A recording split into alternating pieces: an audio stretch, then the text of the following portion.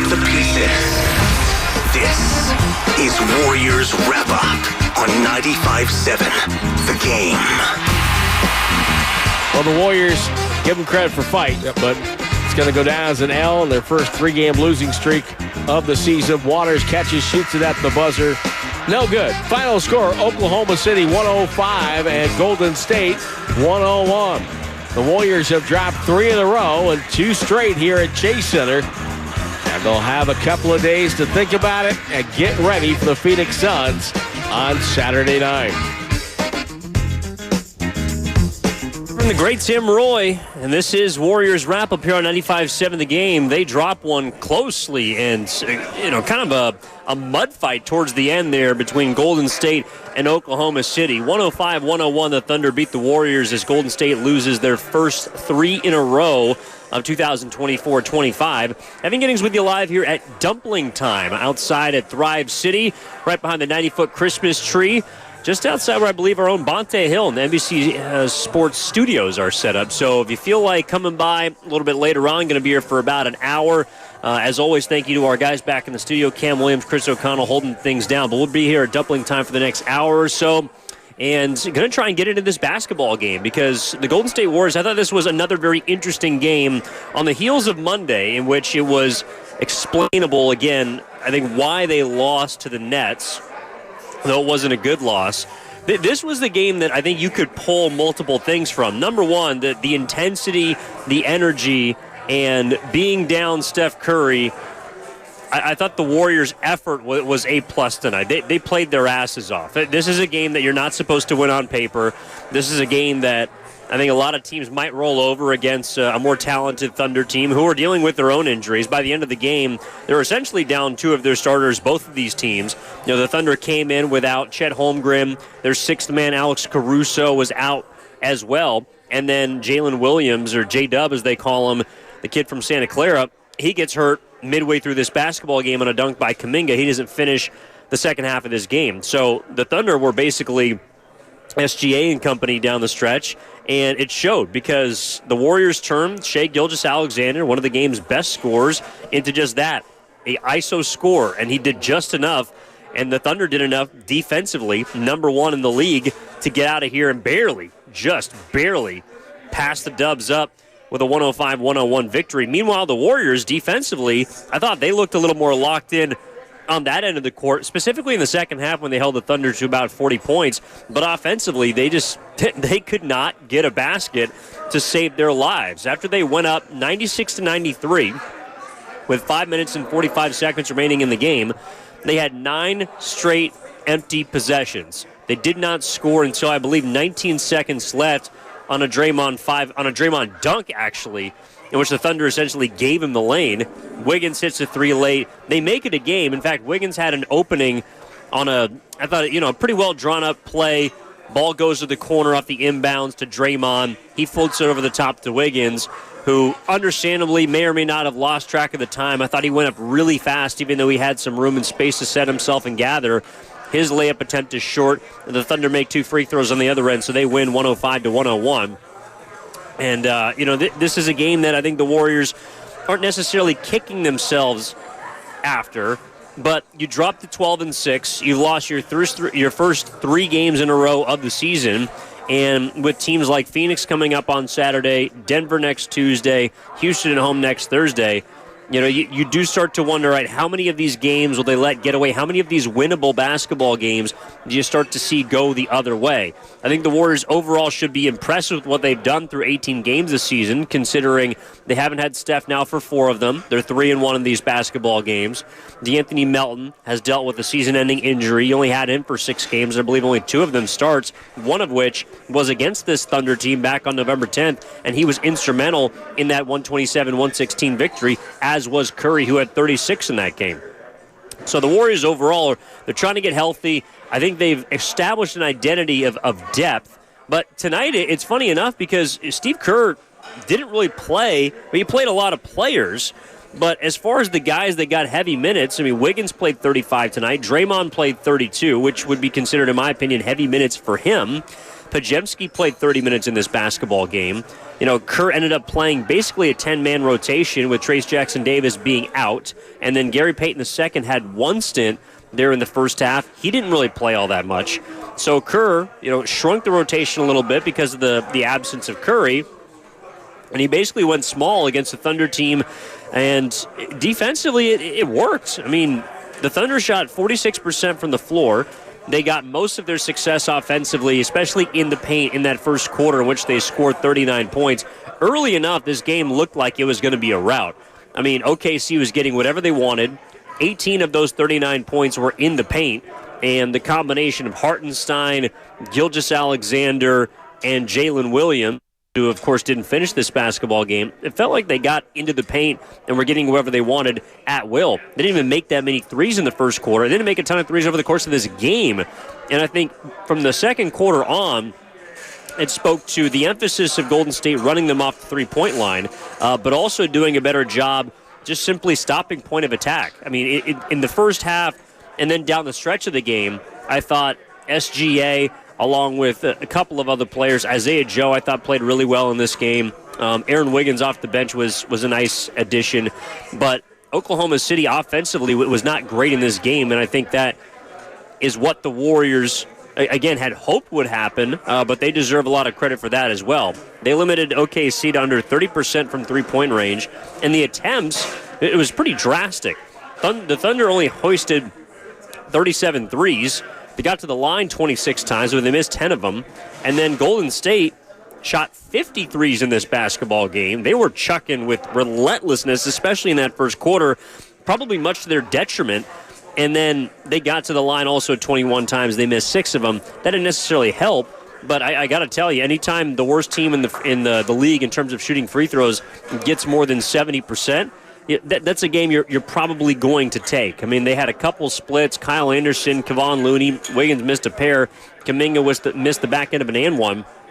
The fact that Kuminga only got to the line one time might be more notable than anything else about this game. But 888-957-9570 is the number. Evan Giddings with you live just outside of Chase Center at Dumpling Time. It's a fantastic place to bring the family before or after games.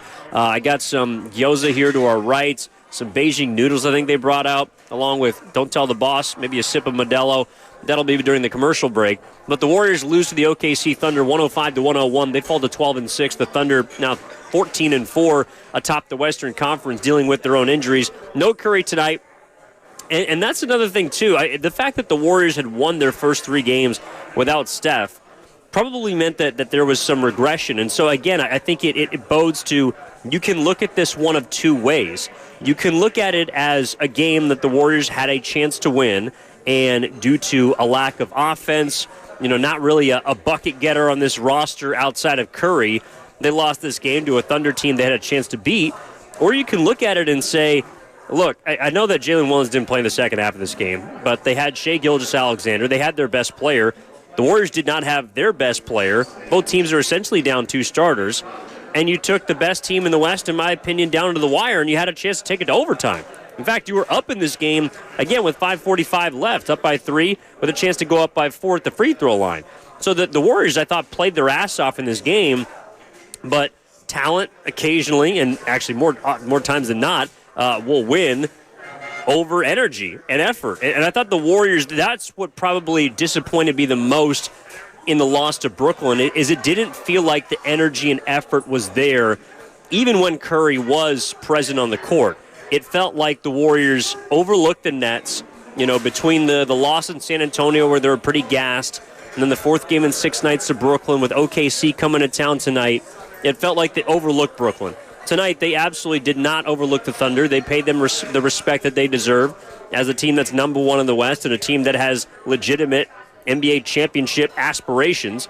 And so I think the Warriors had a chance to measure the kind of effort requisite to stay in a game against that sort of team. Oklahoma City isn't an offensive juggernaut, though they do score a lot of points. They just scored 130 on Monday in Sacramento. But defensively, they are a very difficult team to get anything off of. And you saw that down the stretch. I mean, the Thunder turned it on defensively. It wasn't as if they just ran the Warriors out of the gym.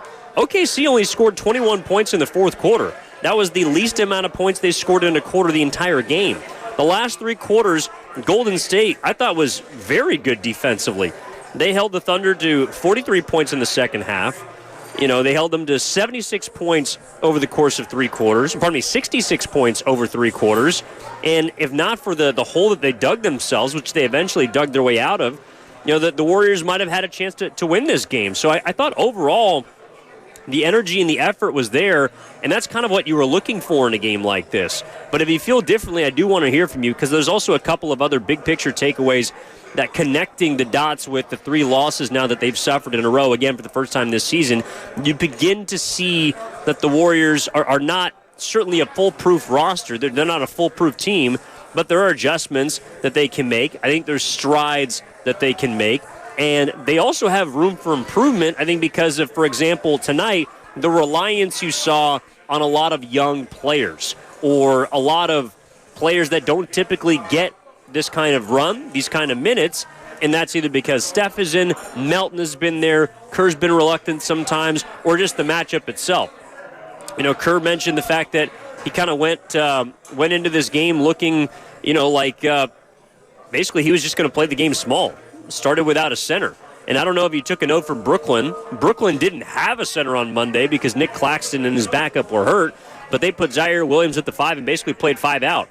This was a game that I thought the Warriors overall, and thank you for joining us on YouTube. Sorry for the technical difficulties here. But the Warriors, I think tonight, just leaned all the way into small ball, and it was almost good enough for them to beat Oklahoma City. So, again, I thought the Warriors played their ass off in this game with 2 teams effectively down 2 starters. I thought that the offense was a concern, particularly down the stretch. I felt like defense was absolutely a strength in this game, and you saw it through how much energy they displayed on that end of the court, specifically in the second half on Shai Gilgeous-Alexander. And Kerr going small, with Wiggins, Kuminga, Draymond, Podziemski, and Lindy Waters III. If anything, that starting lineup might have done them in, because it was, oddly enough, the 2 parts of this game in which they played their most extended period together were the 2 parts in which the Warriors didn't play all that well. And that was the beginning of the game and the end of the game. But I don't think that's necessarily just this starting lineup. I think Kerr is still experimenting with the starters, and it's because the starting lineup still has not yet to establish, all right, what these roles are. Is it going to change game to game? And are there guys that have, roles down the stretch of a game? All right, where's the ball going to offensively? Who's going to be the guy to mark who? It seems to change on a game-by-game basis, even when Curry is in sometimes. And so the starting 5, and more importantly probably the closing 5, to me is still to be determined. I don't think if Curry is available tonight that, for example, Kuminga finishes this game. Well, one thing that I talked about in Warriors Live before this game was the fact that without Curry, but even with him, I felt like this was an OKC team, specifically without Chet, that Kerr was going to have to lean into his wings for. I thought that the combination of Kuminga and Wiggins gave them the best defensive flexibility and versatility that a perimeter defense for the Warriors could offer. And I think that was relatively spot on. I think they played well together tonight enough defensively, but offensively, it didn't feel like there was either enough space for Kuminga or Wiggins at the same time. You saw spurts from both of them in which I think they both played very well. Wiggins obviously scored 9 points to open the game. He had 11 in the first half. But then in the second half, he went cold. He was 4 of 17 from the floor on the offensive side up until that late 3. I think he only had 2 points in the second half. And overall, Wiggins just kind of went silent. Now, he was very good defensively. And again, the application on that end of the court is what you want to see from someone like him, from someone like Kuminga. But Kuminga in the second half had it going offensively. And I just don't know how the Warriors find a way to activate that pair when they're both on the court at the same time. It's a little bit your turn, my turn.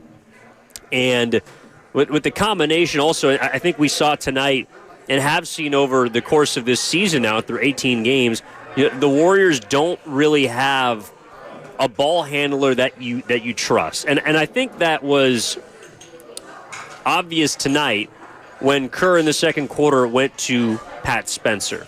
Now, Pat Spencer, I thought played really well. Like he actually, I think he helped flip the game with his energy. He helped stabilize the game in the second quarter. The Warriors went down, I think, 12 at the break. If not for Pat Spencer and that stint that he had in the second quarter, that might have been a 20-point game at the break. So this is not a hate Pat Spencer segment. My point is the fact that Kerr had to go to him is an indication to me that he doesn't necessarily trust one or two players at the same time to handle the ball and bring it up. In the first quarter, there was 3 different possessions in the first, I think, 6 minutes of the game in which Wiggins got his pocket picked, Podziemski got his pocket picked, and Kuminga got his pocket picked. There was a lot of players that were out there, starters and bench, that just couldn't handle the ball. They couldn't handle the ball pressure that Oklahoma City was bringing them. So Pat, I thought, stabilized some things and at least gave the Warriors another guy who could handle the rock. Not that his package is that of an SGA, but I thought Pat Spencer was really good in this game.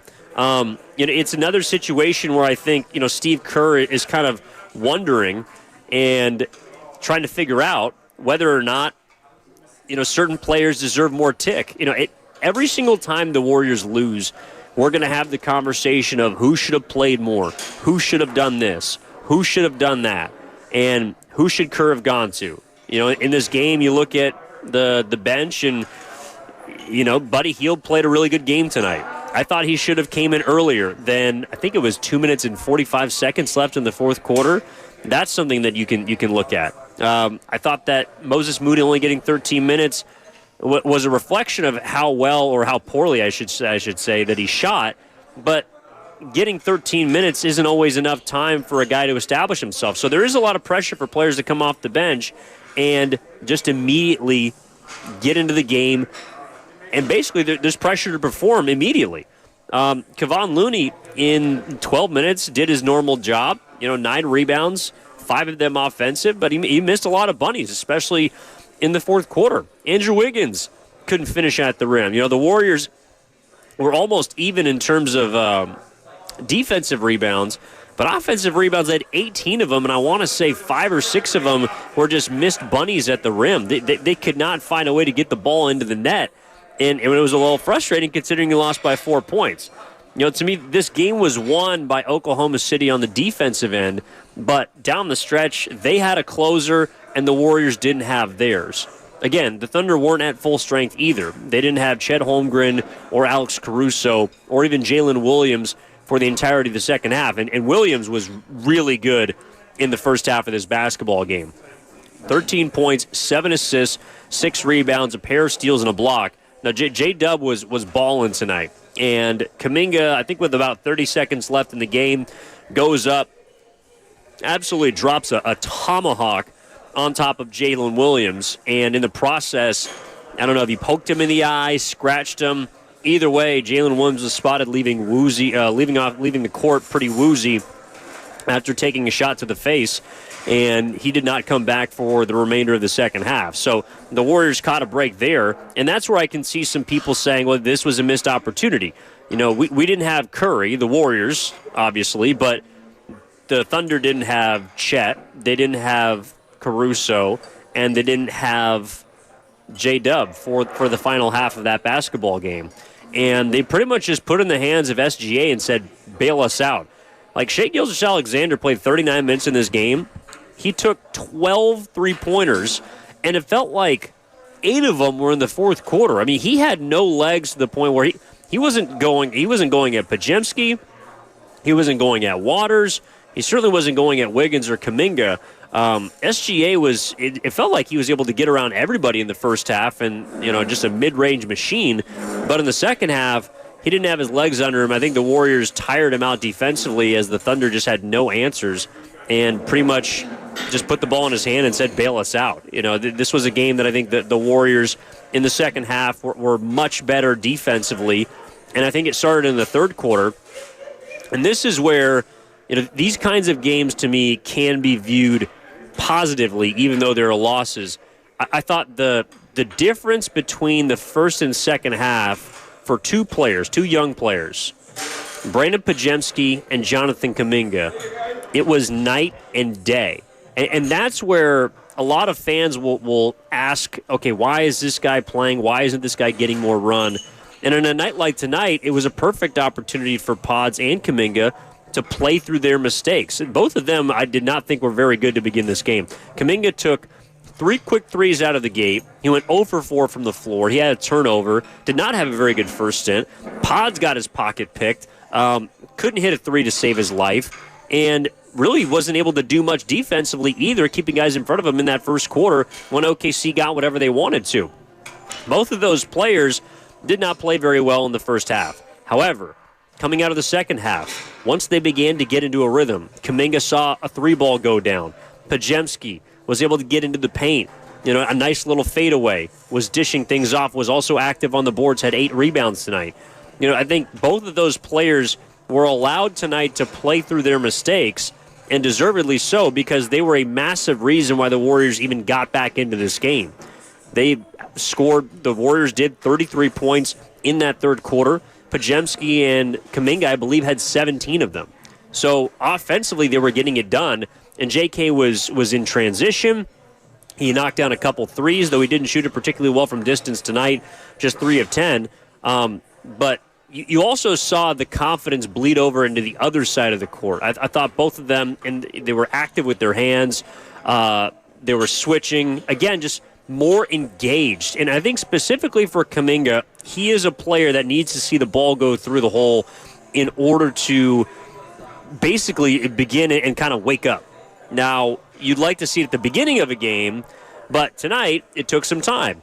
It doesn't mean that Kerr should give up on him. It doesn't mean that this player should not be used. It just means that they need to find positions to put him in successful spots, or need to find ways to put him in successful positions in order to get the best out of him. Overall, Kuminga, is their best scorer tonight. Unfortunately, down the stretch, and this is where also the Warriors, I think, to me, have a little bit of an issue, even with Steph.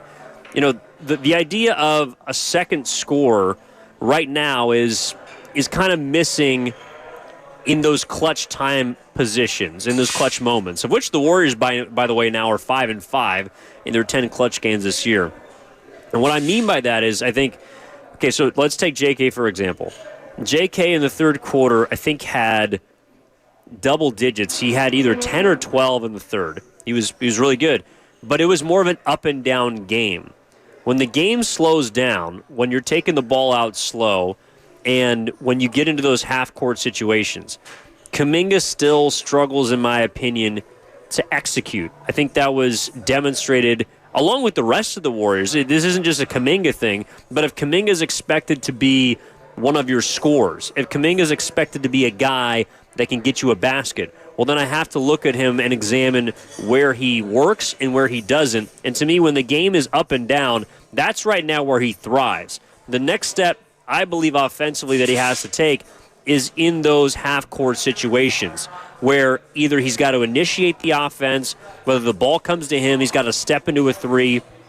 I think he makes far better decisions than he did even a year ago. But again, it's about the execution part, because I think also Wiggins, over the course of the fourth quarter, didn't shoot it particularly well. I just don't think that Wiggins was great beyond the first half offensively. Really beyond the first quarter. He was engaged, and then he kind of walked and fell asleep. He was good defensively, but overall, I think that the Warriors needed more from him down the stretch because they weren't getting it from anywhere else. 888-957-9570 is the number. Evan Giddings with you here on Warriors Wrap-Up on 95.7 The Game, live from Dumpling Time outside Chase Center at Thrive City. This is from the 510. Kerr lost the last 2 games. Slow-mo and Buddy should have never been taken out. That was clear as day in the fourth quarter from Rich Ray. From the 650, Wiggs no-show in the fourth. The MVP is a no-go. Dub Nation on edge. Pods was rolling on the ground. From the 650, also, we were down by 2, and you don't want our best young athlete, J.K., who was rolling. Again, when the Warriors lose these games, there's going to be criticism of Kerr, and understandably so. This is, I think, my biggest issue with Kerr tonight. If I'm going to be honest, it was, if I can find the time specifically, 7 minutes and 19 seconds left. I don't know if anybody noticed this, but I was in media row, and I was looking around just wondering if I was the only person that saw this. So the Warriors are amidst a little bit of a run. They use a nice 33-point third quarter to cut the deficit to 1 going into the fourth. They take the lead on a slow-mo three-pointer, and then they kind of go back and forth. They're up 94-93. Buddy Hield hits a three-pointer out of a timeout, commits a foul. OKC goes down, and there's a play in front of, I think, kind of where Joe Lacob sits around mid-court, but a little bit closer to the corner.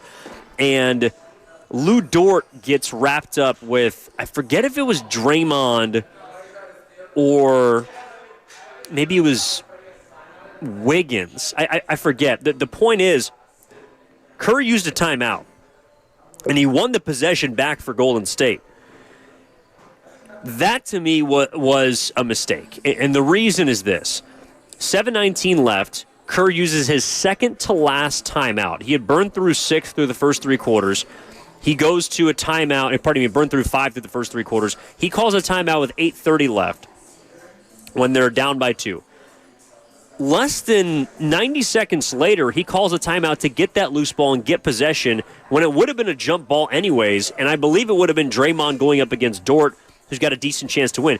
Either way, if they lose that jump ball, that's still a very valuable timeout with 7:19 left in a close game. The reason being, and why I think Kerr ended up getting screwed by that decision of taking the second-to-last timeout far too early, is you look at those final 5 minutes and 45 seconds to the 19-second mark of the fourth quarter. There were 9 empty possessions. I'll just go through them. So Podziemski and Lindy Waters re-enter after Kyle Anderson gives them a 3-point. So you essentially have your starters on the floor. Pat Spencer comes out. Wiggins gets blocked by Lou Dort. Jonathan Kuminga misses a layup. Looney misses a putback. And then Draymond comes in and checks in for Looney. Pods misses a layup. Kuminga turns it over. Kuminga gets a blocked 3. Waters misses a 3. I think it might have even been an air ball. Jonathan Kuminga misses a layup off a blow-by, which was a makeable, and I think a pretty good look. Wiggins gets blocked by Shai Gilgeous-Alexander. Waters airballs a 3. And then Draymond misses a 3 right after. During that 5-minute, 45-second mark period, at about, I would say, the 4-minute mark, maybe even earlier, about 4:30, Buddy Hield goes to the scorer's table. He's waiting to come in the game. Like, Kerr was trying, he might have made the adjustment too late, but I think he tried to make it earlier than people understand because he got stuck. He didn't have a way to stop the action. There was no, and the Warriors also couldn't foul because they'd committed so many fouls earlier, and I think that OKC was in the bonus with 4 minutes left, which was about the time that Buddy Hield was set to check in. So you can't foul, you can't call a timeout because then you're out of timeouts, and you're basically stuck with the 5-man lineup that you put in, essentially assuming that you're going to have a chance to use your closing lineup somewhere else. I think Kerr, yes, probably had too much faith, in my opinion, in going to Lindy Waters, who didn't shoot it particularly well in this game, and there might be a conversation about whether or not he needs to be the starting 2 moving forward. That aside, whether you believe that Kerr went to the wrong guy, took the guy out, didn't ride the hot hand, yada, yada, to me, this is more about him taking the timeout that ended up biting him in the ass down the stretch of this basketball game. Because, again, the defense fouled too early too often in the fourth quarter. You didn't want to put OKC at the free throw line. It's the only place really they could score for a lot of that fourth quarter. And then you couldn't call a timeout because you had burned one on a loose ball that you might have won a jump ball anyways with 8 minutes remaining. So, again, if there's anything that I can criticize Kerr for in this game, yes, the lineup, not ideal. I was literally screaming with 4:30 left that Buddy Hield should be in this basketball game. But when he goes to the scorer's table and I watch him just sit there and sit there and sit there for 2 minutes, by the time he already comes in, which was about, I think, 2 minutes left, maybe 1:45 or something like that. To me, it was not a place that was advantageous for the Warriors, and they were unable to change it. So, by his own creation, Kerr got bit in the butt. And and that's where his lineups probably take the most criticism, in my opinion. For the 925 of the Comcast Business Text line, Dub Nation needs to see Wiggins take over late in games when Curry is out. Painful not putting away this win over the Thunder. I'm kind of with you. And again, that's why I think that there's two ways you can look at this game. It is a painful loss from one standpoint because you had a chance to win, and it felt like you controlled the basketball game again until about the 6-minute mark of the fourth quarter. However, this is a game in which you didn't have Steph. Steph and DeAnthony Melton, the first time these two teams played, combined for, I believe, 55 points. The Steph had 36, Melton had 19 and 10. They were instrumental in the 127-116 victory for Golden State over OKC. This is a Thunder team that has not suffered a double-digit loss this season outside of Golden State. They've only lost 4, but their largest lopsided loss was to the Warriors. And you didn't necessarily expect, in my opinion, to just walk in and get this win, but I understand down the stretch when you felt like it was within your grasp how close you were and how frustrating it can be to not get that win. Overall, I think that the Warriors' effort tonight was extremely impressive considering they were down Curry. And you have to take into account, yes, that OKC was missing Chet along with J-Dub for a half and Caruso. But to me, the larger concern, and this is even with Curry, is offensively. I don't think the Warriors have identified a second go-to scorer, and it was obvious when OKC locked in, when they put the clamps on Golden State, there was no one that could get a quality look, there was no one that could create their own shot, and there was nobody that could create for others. I think Kuminga probably had the closest good look when he blew by Hartenstein down the end of that basketball game, and he just was a little too strong off the glass. That's a makeable shot for him. But outside of that, again, that is one of 9 straight empty possessions. Looney had a couple of close tips that might have gone in. Wiggins' final shot was an opportunity to send it to overtime that was, in the paint. But again, I didn't think all of those were good looks. The Warriors could not generate consistently good offense against, to be fair, the best defense in basketball, but a defense that was missing a player in Caruso that probably closes that game, Holmgren that certainly closes that game, and they were relying on, Cason Wallace, Isaiah Joe is a solid defender for them. Dort is a very good defender.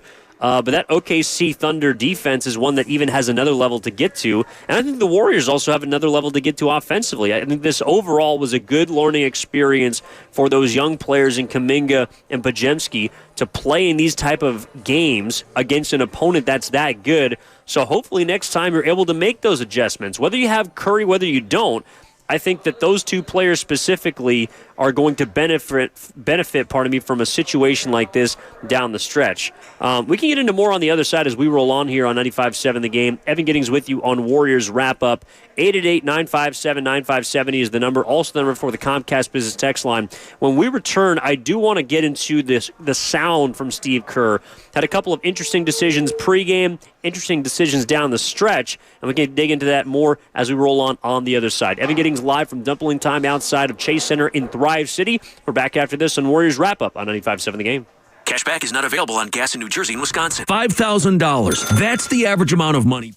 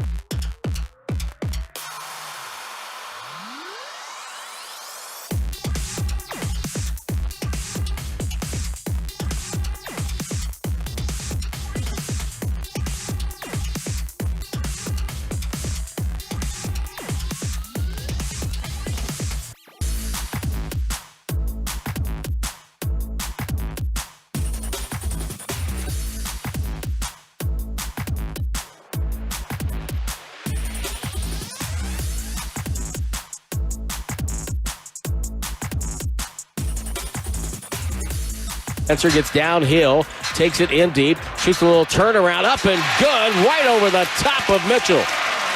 Well, he doesn't lack confidence, that's for sure. He does not. Now back to Warriors Wrap Up on 95.7 The Game. The great Tim Roy after the Warriors fall. Third time in a row, first losing streak of the season, but tonight it's to the Oklahoma City Thunder 105-101, and Tim is absolutely right. Someone like Pat Spencer, he took full advantage of his 15 minutes. He was not shy. He was brash. He was bold. He even picked up a technical foul. I thought it was hilarious. No, I think it was on a play where he drove to the left corner, rose up, thought he got fouled, missed it, and started screaming at a ref on the way back up. He might have been correct, but, buddy, you're making your season debut. You're a two-way guy. You gotta know your role. The ref is probably like, who's 61? What's this guy screaming at me? And Pat Spencer was good. I thought he added life. He gave some juice to the Warriors when they looked like they were pretty much dead in the water in that first half. Down by as many as 19. They go up by as many as 3 points with 5:45 remaining in the ball game. And then the Thunder, after 9 empty trips on offense for the Warriors over, essentially 5.5 minutes, they don't score a point. The Thunder used that period of time to move ahead and then just ward off the Warriors as Wiggins misses a final shot underneath the basket. And the Warriors fall 105-101. 888-957-9570 is the number. Also the number for the Comcast Business Text line. Evan Giddings with you on Warriors Wrap Up live at Dumpling Time here outside of Chase Center at Thrive City. Fantastic place to get some noodles, get some wings from what I saw. They even got, I think I might get into some mango pudding on the way out of here because before Thanksgiving it is time to let loose. I got to put on, if I don't put on 10 pounds before the end of tomorrow, I have not lived right, in my personal opinion. All right, this is from the 925 in the second half. We're going to get to Steve Kerr in a minute, but maybe Steve Kerr can enlighten us as to why, from the 925, no Moody in the second half and Pods played a lot, not right. No way should Pods start ahead of Hield. That's also from the 925. Well, again, I do think it's a matter of position, and while I believe that in a vacuum you're not incorrect, Moody didn't play very well tonight. That's just a fact. Now, Moody played very well on Monday and didn't get a ton of rope, but tonight he was 0 for 4, 0 of 3 from 3. I think he had a shot blocked as well. Moses Moody did not play very well tonight. Brandon Podziemski absolutely did play well, specifically in the second half. The Hield thing isn't a matter of who's better as a player. It's a matter of position. And I think it highlights the fact that the Warriors just don't have anybody that can really handle the ball with consistency and confidence. I think that's why you saw Pat Spencer play in the first half of this game, and it ended up playing 15 minutes because he took full advantage of his opportunity. But he was only in the game because Pods couldn't bring the ball up. He got his pocket picked in the first half. Wiggins, who tried to initiate offense, had his pocket picked in the first half. And Kuminga, the one time he tried to go on the post in that first quarter, also had his pocket picked. Even Draymond Green, again, a ball handler and initiator on offense for the Warriors, had 3 turnovers in this game. He also had 7 assists, and he was extremely good. And he's also our recipient of Crashing the Boards, brought to you by Chilton Auto Body, the Bay Area leader in collision repair. Draymond Green with a game-high 13 rebounds. He was cleaning the glass, had 3 offensive boards, and did a pretty good job playing small against a near 7-footer and Isaiah Hartenstein, who also ate on the glass, particularly on the defensive side. He had 14 boards, 14 and 14 for Hartenstein. But I think Draymond did, as always, a pretty serviceable job giving up height, giving up weight, and was also a team best +8 tonight for the Golden State Warriors. All right, Cam, if we can, let's please go to Steve Kerr. Spoke after this one. Very interested to hear his comments. Of course, the late game decisions. In my opinion, the timeout that he took with 7:21 and the starting lineup that he decided to go with. No true center tonight against the OKC Thunder in a 105-101 loss. Here's the head coach. With the smaller lineup, obviously didn't start off well, but did you think that brought kind of energy and maybe the speed that you were looking for? Well, not really in the first quarter. We were awful in the first quarter. But I loved everything I saw in the last 3 quarters, the energy, the defense, the rotations. Guys were flying around. We had a lot of good individual contributions. So that was that's our team. That's who we are, and that's exciting for me to see the defensive excellence that I watched those last 3 quarters. And so tough loss, and obviously three in a row, but the 82-game season, we're going to be just fine. We got a really good team. What did you see happening there offensively? I mean, obviously you're held scoreless for a long period there. Just not the ball movement, or what was happening there?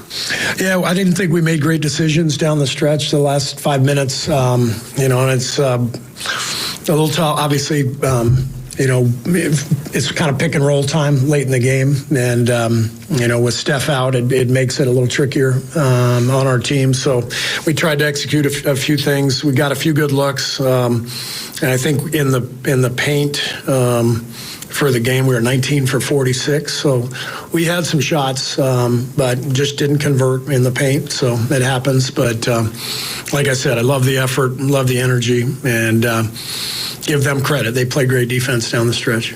Tim mentioned the small lineup. How much of that is just matchup related or Steph not being there, and how much could you possibly look at, maybe starting Kuminga and going smaller? And Steph not being there definitely influences things for us. Pairing Draymond and Trace without Steph, without a pick and roll player, makes things really tricky offensively. So that's why I did it. And J.K. came in and did a great job, after that first run where he was a little rusty. But, we definitely will play that smaller lineup with J.K. at the 4, Draymond at the 5, plenty coming up. But my gut would be to keep starting the way we've been starting with Trace and Draymond.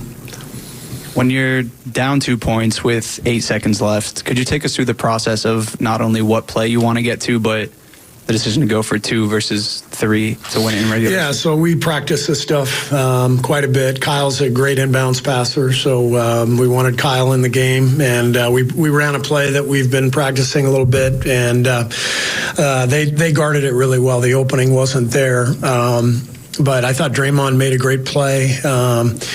On catch, hitting Wiggs, on the back door. Wiggs just was a little off balance, but Draymond made a hell of a play. Wiggs made a really good cut, just didn't convert. What did you make of All right, let's check out the splits with and without Steph and Curry. They just suffered their first loss without Steph and Curry, which is very impressive. 3-1 on the season. Hopefully he is back. Well, that was Steve Kerr after the game. A little Bonte Hill mixed in towards the end. A reminder that you're listening to 95.7 The Game, KGMZ FM, and HD1 San Francisco, always live in the free Odyssey app, Twitch and YouTube, powered by First NorCal Credit Union. Evan Giddings with you on Warriors wrap-up here, live at Dumpling Time, outside of Chase Center at Thrive City after the Warriors fall to the OKC Thunder 105-101. Couple things that I took away from that comment or post-game presser from Steve Kerr. Again, he loved the energy from the final 3 quarters on. You can make the case that I think the starting lineup was one that you have to trust a little bit. But I think overall the starting lineup for the Warriors hasn't, even with Curry, I think been that dominant to begin games. It isn't as if they have just come out swinging and put the kibosh on teams for the most part. San Antonio, obviously, but Brooklyn outscored them in the first quarter on Monday. We've seen teams that have taken it to the Warriors starters even when they've been playing at their best, when they've come from behind and managed to get these victories. They're now 12-6. They've lost their first 3 in a row to begin the year. And they got Phoenix, who's a pretty good team, also coming off a loss, ironically, to the Brooklyn Nets earlier tonight. They'll see them on Saturday. But a couple things. Number one, Steph not being there, that impacts the starting lineup for the Warriors tonight. I think it also means that when Steph comes back, Jonathan Kuminga is going to go back to the bench, which is probably to the chagrin of a lot of fans out there. But I think the proper position, because, again, I talked about this in some of the opening segment, I think where Kuminga can make the next step offensively, which is where I think he adds the most to the Warriors as a secondary scorer, aggressive downhill finisher. He took a lot of threes tonight, but I thought he was at his best when he was attacking. And in those late game, again, the half-court situations, Kerr talked about pick and roll time. Quote, pick and roll time late in the game. I think that's where Kuminga is still coming along offensively. I think he's very good when the game is up and down, when he's able to run, when he's able to be engaged. I think he thrives in those situations. And it isn't just scoring. You can see he's making better decisions with the ball. I think defensively, he is a little more aware. Although he did have one play, I think I can't remember if it was in the third quarter or fourth quarter, where he got back cut on an inbounds for easy basket for OKC. But that was really the only play that I recall that Jonathan Kuminga looked like he was out of place or just had a mental lapse. I think he's been much better in that area than even last season. But down the stretch of games and in half-court sets, he still, I think, struggles. And to be fair, all of the Warriors did tonight. When Curry's not in the game, they struggle. And the gravity doesn't allow them to really do much. The Thunder are a good defensive team, but Curry's absence and the lack of scoring, 0 points from basically the 45-minute on, the inability for the Warriors to score 9 straight possessions from 5:45 to the 19-second mark of the fourth quarter highlights a couple of things to me. It means that the Warriors do not have a consistent secondary score. It means that offensively in the half court, it's not even about execution or scheme so much as it is they just don't have many options to turn to. And it also, the fallacy of the hot hand doesn't apply in those situations, because would you have loved Buddy Hield late in that game instead of, say, Lindy Waters or name your player? Sure. But then the Warriors also did a damn good job defensively. So they have not yet found the best two-way five-man lineup to close a basketball game. And that's kind of my biggest takeaway from this loss to Oklahoma City. Defensively, I thought they did a very good job at forcing and funneling SGA to tough shots down the stretch. He hit enough of them for them to win, but defensively, they did a really good job. Offensively, they were stagnant. They didn't know where to go with the ball. I thought they were forced into some poor shots, and even when they had putback or second chance opportunities, they just weren't there. Did they miss a couple of makeable shots? Yes, but overall, they cannot right now, with or without Curry sometimes, generate enough consistent offense down the stretch of games in the half court when it is, to Kerr's quote, pick and roll time, in order to put away opponents. I think that's why you saw a couple of teams come back in San Antonio and Brooklyn. And tonight, when they had a lead, they weren't able to maintain it and push OKC to the brink. They themselves had to come back late of that basketball game. So overall, I think the Warriors need to find a different way to activate some of these players offensively. And to me, the two guys that maybe have the most room to grow, you would love to see Wiggins be that guy.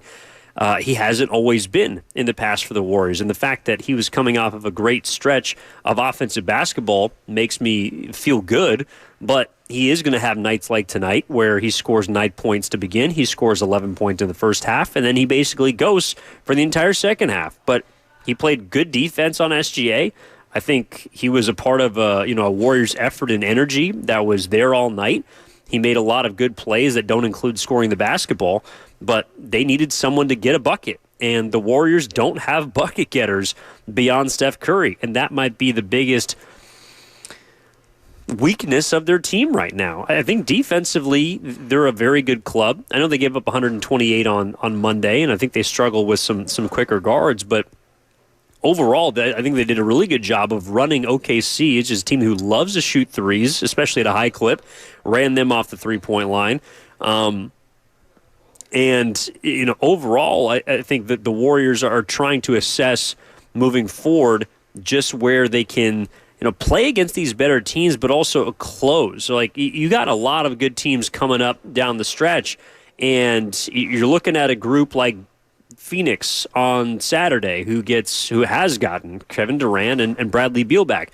That's a team that in a clutch situation has multiple bucket getters, has multiple guys to create offense for themselves or for others. Denver, they might only have, one big name. Jamal Murray has regressed, in my opinion. Michael Porter Jr. is not that guy, but Nikola Jokic can certainly do it.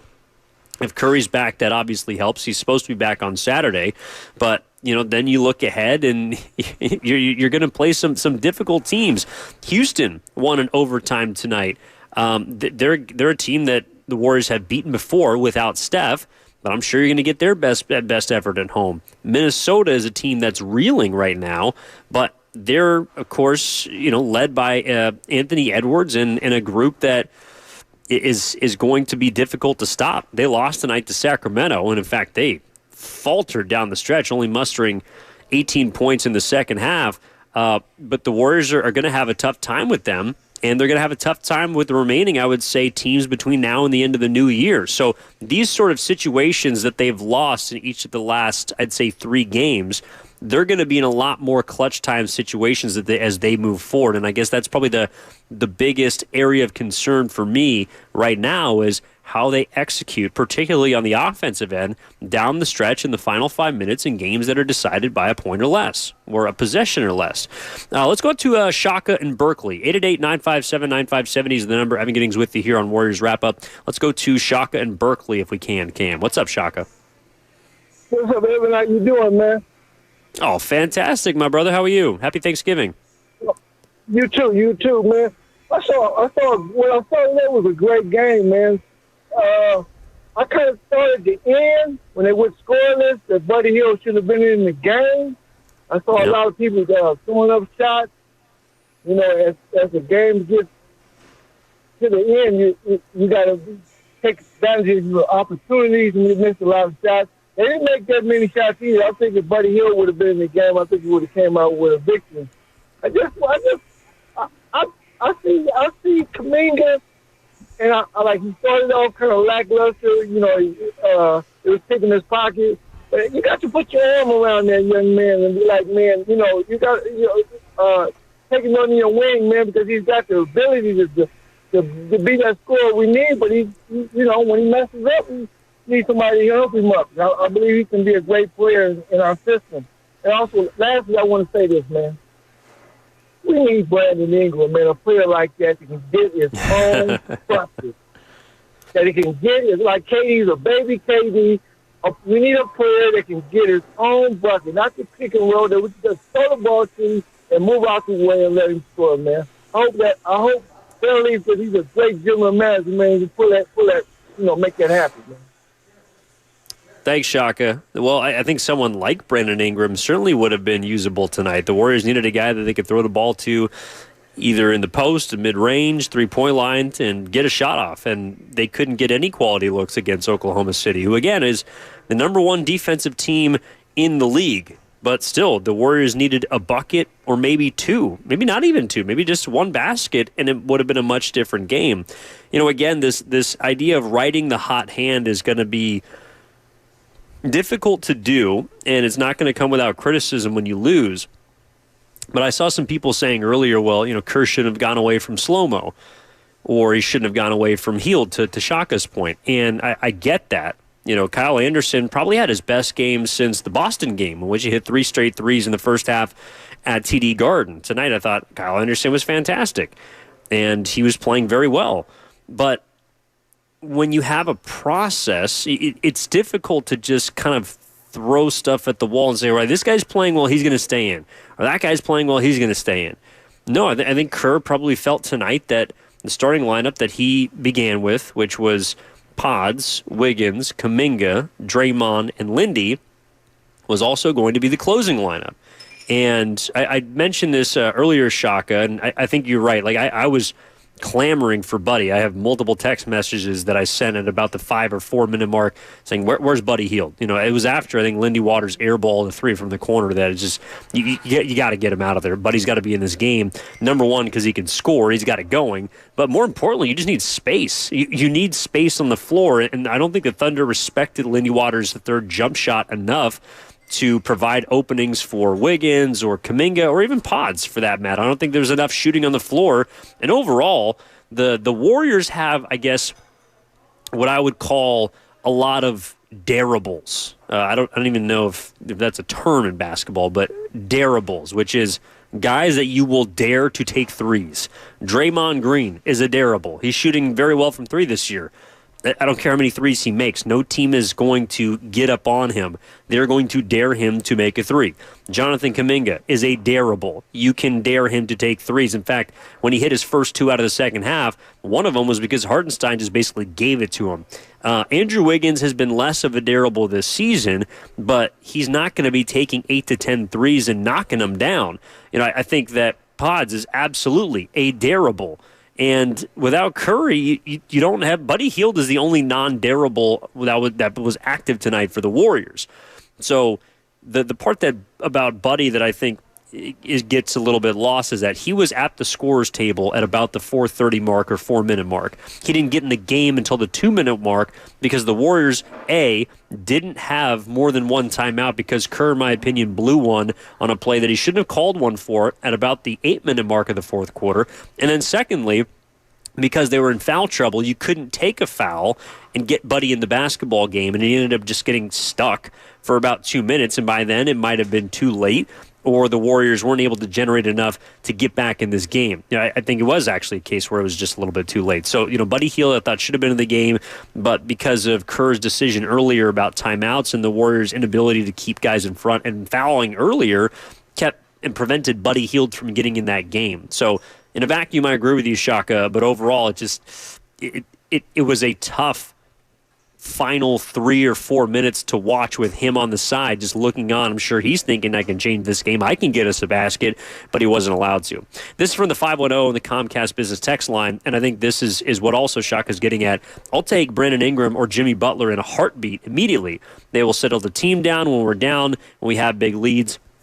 But I'm also going to be willing to go with this crew as well, Rich Ray. I don't think it's time yet to talk about changes and trades, but I can tell you that I do believe the Warriors are certainly having their eyes on the rest of the league, especially some of those teams that are, trade candidates. The Miami Heat are 8-8. Are they a team that decides to stick with Jimmy Butler? I know everyone was clamoring for Giannis a month ago. The Bucks are now 500 after winning 7 of their last 10. Brandon Ingram is a player right now in New Orleans for a team that is not playing very well. They're at the bottom of the league, largely because of injury. Brandon Ingram might be the only player that's basically healthy, or has been, for the Pelicans, who are in last place, tied with the Jazz in the West at 4-15. They've lost 6 in a row, and 9 of their last 10. Is B.I. a player that the Warriors would covet that they might be able to acquire on the cheap? The issue with that is if you're getting any big boy from another team, unfortunately, someone like Andrew Wiggins has to be in the deal. Now, in past years, I've been open to that conversation, but I wonder how fans are feeling now that he looks more engaged, he looks more active, and he looks like a player that is much more close to the 2022 finals version than the player we saw last year that was averaging 13 points a game on 34% shooting from three-point range. That's the kind of financial, along with personnel decision that you're going to have to make if you want to make a move. But where I do agree, and where Brandon Ingram along with Jimmy Butler help you, is either getting a bucket or creating for themselves or others. That's what those two players can do. I think B.I. is more of a bucket getter.